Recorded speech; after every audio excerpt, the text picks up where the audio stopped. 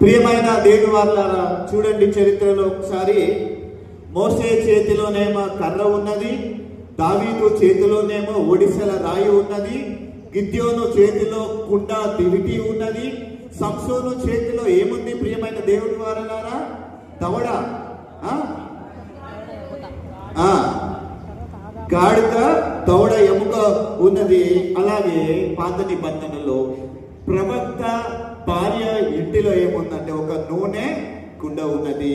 క్రొత్త నిబంధనలో మనం చూస్తే ఒక బాలుని చేతిలో 5 రొట్టెలు 2 చిన్న చేపలు ఉన్నాయి. పేద విధవరాల చేతిలో ఏమున్నాయండి?